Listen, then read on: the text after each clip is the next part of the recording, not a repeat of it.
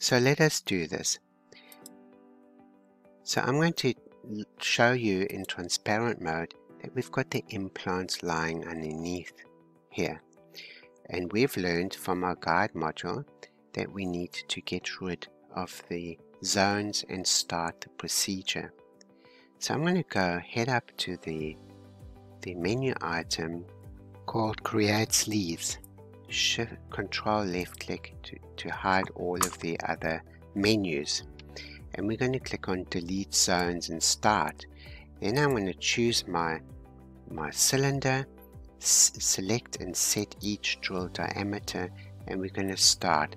Now these are diameters that you're going to have to look up of which type of drill that you are going to be needing, the diameter of the specific drills. Alright, and also the length of the drills. So if you've got drills with stoppers, permanent fixed stoppers, then we need to set those. So say for example, I'm just going to take arbitrary figure of 15. I'm not familiar exactly what is out there with all of the different drill bits and kits and so on, and then we can move this to the top. If you've got drills with movable stoppers, you don't need to engage in this.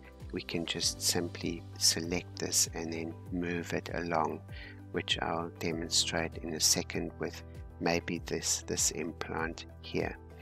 So here I've moved it along, and I'm going to then set, then I've moved it up to the sleeve to the top.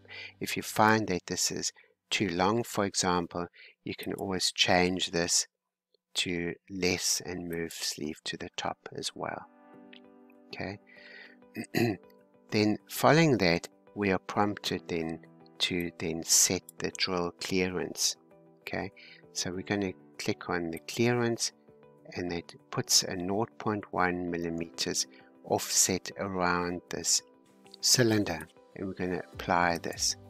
So this is so that the drill does not it hasn't got too much friction, and then we can then scale this particular sleeve if we want to, and then we can apply the sleeve. Note how it is a little bit close to the gum, and so what I'm going to do, we can go back a few steps, and then we can actually set this to a different length, for example. And then if you do want to see what the drill hypothetically looks like, we've got a visualization of how deep and how this actually would look like. And then I can hide this as well again. So let's do the same thing.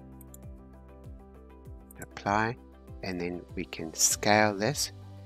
Typically we want this to be between 5 and 6 millimeters. So scale Z, and then trim and make a hole. So with this one, I'm going to not set the drills like I've said to before. I'm going to click on this. This is very important to get the ball rolling. So again, I don't know what the drill diameter is for this specific one. Set it at 3.5 maybe. So, and then this time around I will click on the not a move sleeve to the top, drill clearance, apply, and then we can move this up and down according to where you'd like it to be, and we can scale this as well. Okay, scale Z between 5 and 6 millimeters. Okay, when you scale, make sure you've got adequate material between these two. So we don't want to see something like this because it's not going to print. Okay, this seems to be good. I'll move this down, and when I when we click on the cut drill, trim drill, it will actually snap it off over there. You see, it'll snap it off over there and then make the hole. So we're going to do this for all of them, and then I'll come back.